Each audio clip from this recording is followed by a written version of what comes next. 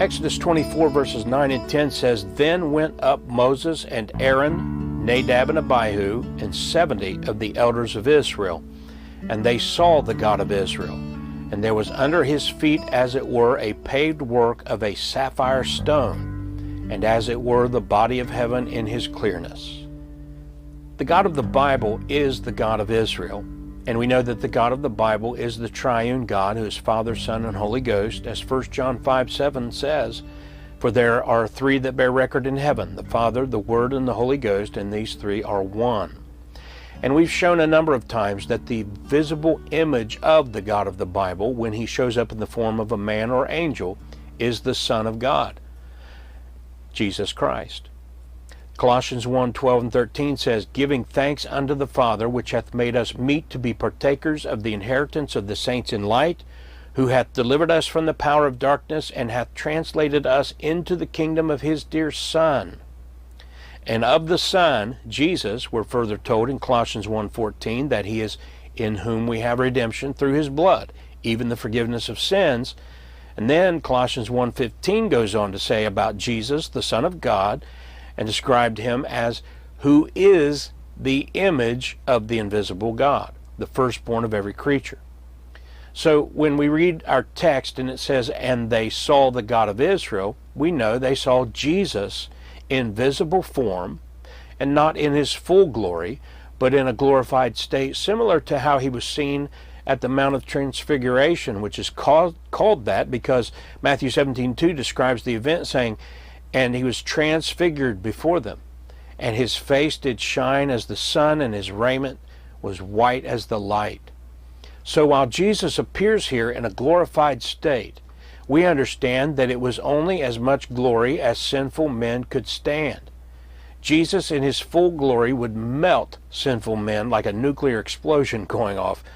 And while Matthew described Jesus with a face shining like the sun and raiment white as the light, we see that wherever he is, he transfigures the creation around himself. As we read in our text, and there was under his feet as it were a paved work of a sapphire stone, and as it were the body of heaven in his clearness. Now this is on earth.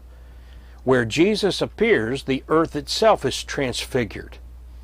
We can only imagine this and know that whatever we're imagining, it's not doing justice to how amazing this scene must have been.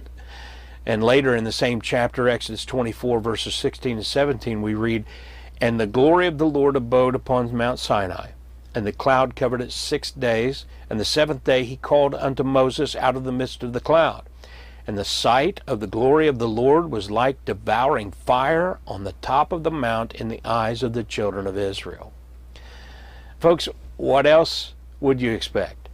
What other kind of description could we expect when the God of the Bible shows up in his glory? It's sad and strange, really, that some people read this and they mock what the Bible describes. They say things like, oh, that sounds like a Hollywood production with special effects. But wait a minute.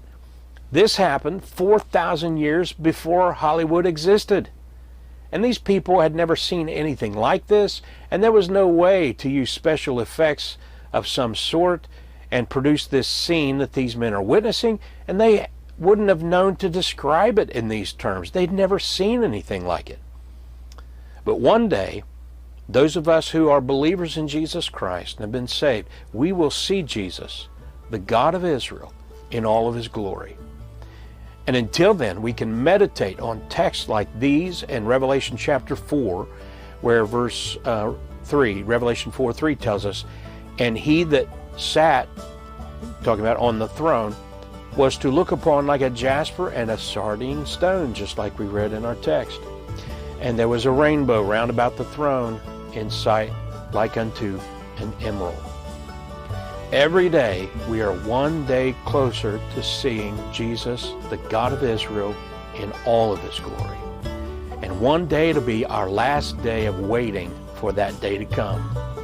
As Romans 13:11 says, And that knowing the time, that now it is high time to awake out of sleep, for now is our salvation nearer than when we believed.